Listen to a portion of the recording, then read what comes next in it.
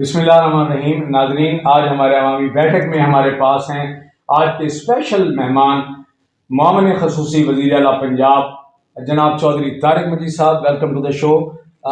हम आज आपको बताएंगे कि पंजाब हुकूमत जब से चौधरी परवेज़ इलाही ने बतौर चीफ मिनिस्टर चार्ज संभाला है तो उन्होंने किस हद तक आवाम के लिए खिदमात अंजाम दी हैं और क्या क्या नए मनसूबे शुरू करने जा रहे हैं और किस तरीके से आपको देखेंगे कि इसका मुवाजना आप करेंगे कि अवामी हुकूमत का और इसके हुकूमत का आपस में क्या जो है वो लियन बनता है। चौधरी तारिक मजीद साहब, पहले तो आपको बड़ी मुबारकबाद हो कि आपके वज़ीर आला चौधरी परवेज़ इलाही ने पहली दफ़ा तारीख में हमने देखा है कि उन्होंने एक आम कारकुन को भी इस तरीके पर अहम ओहदे पर रखा है कि जो पहले ओहदे किसी MP MNA या बड़ी बड़ी शख्सियात को दिया करते थे। तो इसके बारे में आप क्या कहते हैं, ये उनकी कौन सी अवामी पॉलिसी हैं? बिस्मिल्लाहिर्रहमानिर्रहीम। सबसे पहले तो मैं इंतहाई मशकूर हूँ अपने कायद चौधरी परवेज़ इलाही साहब का और चौधरी मोनस इलाही साहब का कि उन्होंने एक कारकुन को इतनी बड़ी इज़्ज़त दी जो शायद तारीख़ में एक मिसाल है। आज तक किसी पार्टी ने इस हद तक अकोमोडेट नहीं किया। मेरी 22 साल रफ़ाकत है चौधरी साहबान के साथ, इस पार्टी के साथ, और उन्होंने जब देखा कि पार्टी को कैसे एम्पावर करना है तो उन्होंने कारकुनों को उनका जायज़ मकाम दिया और मैं कहता हूँ मेरे लिए बहुत इज़्ज़त का मकाम है और बहुत अच्छा इक़दाम है उनका कि वो कारकुनों को इस हद तक अप्लाई कर रहे हैं। जज्बा खिदमत हम में पहले भी था और मज़ीद बढ़ गया है। जी नाज़रीन, जैसा कि इन्होंने चौधरी साहब ने हमें बताया कि ये तारीख में पहली बार ऐसा हुआ है कि इतनी बड़ी अहम जिम्मेदारियां बरह रास्त अपनी पार्टी कारकुन को दी गई और पार्टी कारकुन भी वो जानिसार कारकुन जिन्होंने पूरे इलाका भावलपुर के लिए पहले भी बहुत सारी खिदमात अंजाम दी हैं। चौधरी साहब, ये जो अभी हाल ही में ऐलान हुआ है, हमें महसूस हुआ है कि परवेज़ इलाही साहब पंजाब के सूबे के लिए पहले भी उनकी बहुत सारी खिदमात हैं। उन्होंने 1122 का काम शुरू किया और ये पंजाब पेट्रोलिंग पुलिस के हवाले से उन्होंने बहुत सारा काम किया। अब दोबारा इक़्तिदार में माशाल्लाह आप लोग आए हैं, तो अब आप क्या आवाम के लिए रिलीफ लेकर आए हैं? मोहतरम शेख साहब, पुराना जो दौर है चौधरी साहब का 2002 से लेके 2007 तक, उसमें हमने एक स्लोगन था हमारा 5 साल में 55 साल जितने काम, इतने काम किए हैं। कौन जो इस सेक्टर मर्जी देख लें, हेल्थ सेक्टर है, एजुकेशन सेक्टर है, एक आम बंदे की लाइफ है और बड़ी खुशहाल लाइफ थी उस टाइम। तो इंशाल्लाह उसी पैटर्न पे जब वो डिलीवर किया है, सर्विस डिलीवरी में चौधरी साहब का जो नंबर 1 आता है हमेशा पे, वो उसी पैटर्न पे हम दोबारा चौधरी साहब ने उसी को जहाँ से छोड़ा था फिर आगे से वहीं से शुरू कर दिया, चाहे वो महकमा ज़राअत हो, चाहे वो रेस्क्यू सर्विस हो, चाहे वो हेल्थ सेक्टर है या एजुकेशन सेक्टर है। देखें, तालीम मुफ्त कर दी गई, पहले भी तालीम मुफ्त थी, अब उनको वज़ाइफ देने जा रहे हैं बच्चियों को।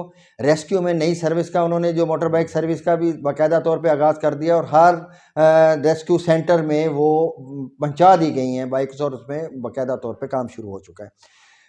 पब्लिक को रिलीफ देने के लिए, बिजनेस को रिलीफ देने के लिए स्टाम्प ड्यूटी जो उन्होंने 1% कर दी है ताकि लोग बिजनेस की तरफ आएँ और पैसा की सर्कुलेशन हो।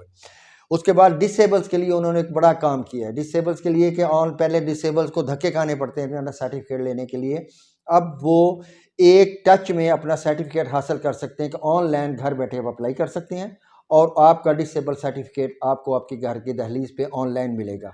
और उसमें अगली जो एफर्ट्स करने जा रहे हैं डिसेबल्स के लिए वो ये है कि आपको किसी भी चीज़ की ज़रूरत है जो आपसे मुतल्लिका है डिसेबल्स में, उसमें हेयरिंग एड आ गया, उसमें कोई इंस्ट्रूमेंट आ गए, व्हील चेयर आ गई, वो अप्लाई करेगा ऑनलाइन।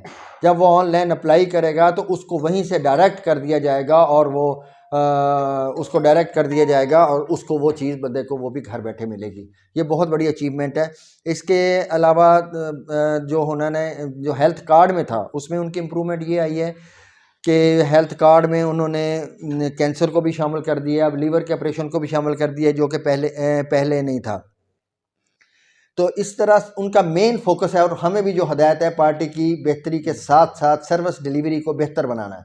उसके लिए ग्राम खोशी हमारा जो मेन है कि महंगाई और उस पर कंट्रोल किस तरह किया जा सकता है। मेरी मकामी सारी इंतज़ामिया से मीटिंग हुई है और उसको मिनिमाइज़ हम करने की कोशिश कर रहे हैं कि जितनी जल्दी हो के आवाम को रिलीफ दे दें।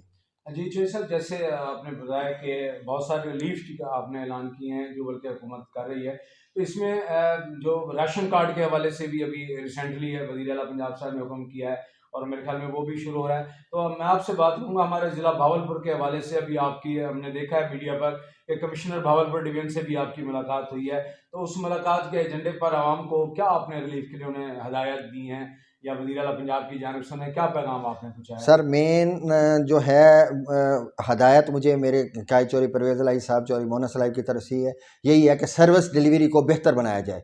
बहुत सारी ऐसी चीज़ें हैं जो आवाम तक डायरेक्ट नहीं पहुंच सकती, उन्हें फैसिलिटेट हमने करना है और महंगाई को काबू करना है। जी, महंगाई को काबू करना है जी, वज़ीर आला पंजाब की हदायत की रोशनी में। और ये पहली दफ़ा ऐसा हुआ है कि भावलपुर से हमारे मामले खसूसी जो हैं वो मुकर्रर हुए हैं वज़ीर आला पंजाब के। और चूँकि ये बराह ग्रास रूट लेवल से अवाम के लिए मुंतखब हुए हैं और अवाम के सफ़ों में से हैं, तो हम समझते हैं कि चौधरी तारिक मजीद साहब की बतौर मामले खसूसी वज़ीर आला पंजाब ये अवाम के दर्द को ज़्यादा बेहतर तरीके से उन शहजादों से और उन रवायती जागीरदारों से ज़्यादा बेहतर समझ सकते हैं और ये अवाम के रिलीफ के लिए बहुत कुछ करेंगे।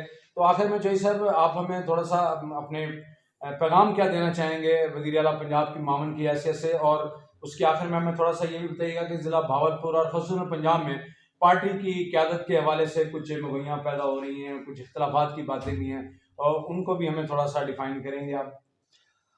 जनाब शेख साहब देखें, वो बड़ों के फ़ैसले हैं, ऊंच नीच आती रहती है, उस पर अभी हम कोई कमेंट्स नहीं कर सकते क्योंकि अभी वो मामला जल्दी वो भी सेटल हो जाएंगे। ऐसा कोई मसला नहीं है कि एक ही घर है। इंशाअल्लाह ताला हमारी कोशिश है और ये एक ही घर रहेगा, उसमें फ़िक्रमंद होने की कोई ज़रूरत नहीं है। बाकी ये है कि चौधरी परवेज़ इलाही साहब ने कहा, जो पैगाम उनका अवाम के लिए है कि मैंने अवाम को 2002 से लेकर 7 तक जो रिलीफ दिया था, इंशाअल्लाह ताला इस क्रिटिकल हालात में और जितने को उन्होंने ऐलानात किए हैं और उन पे इम्प्लीमेंट शुरू हो गई है, आपके सामने एजुकेशन सेक्टर, हेल्थ सेक्टर, अब अद्वियात फराहम हो रही हैं, डिसेबल्स के लिए काम हो रहा है, स्टैम्प ड्यूटी कम हो रही है, 11 22 को एम्पावर किए जा रहे हैं, पुलिस को नई गाड़ियाँ दी जा रही हैं और उसके बाद पेट्रोलिंग पुलिस को गाड़ियाँ दी जा रही हैं। तो इसका ये बेहतरी के लिए कदम है जो डायरेक्ट जिसका फ़ायदा आवाम को पहुँचेगा। आइंदा आने वाले जो मुतवक्का इलेक्शन है नेक्स्ट ईयर, तो उसमें आप अपनी मुस्लिम लीग काफ को किस हवाले से देखते हैं? मुस्लिम काफ इंशाल्लाह पूरी तरह पीटीआई के साथ कोऑर्डिनेशन में है और पूरी तरह मिलके ये इलेक्शन लड़ेंगे इंशाल्लाह ताला।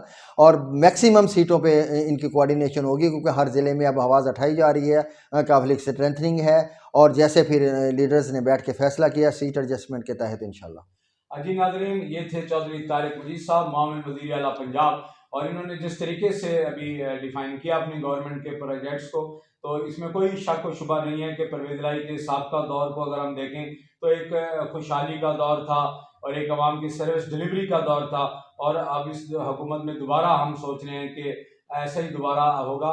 तो आपको हमारा ये प्रोग्राम कैसा लगा, इसके बारे में ज़रूर कमेंट्स कीजिएगा।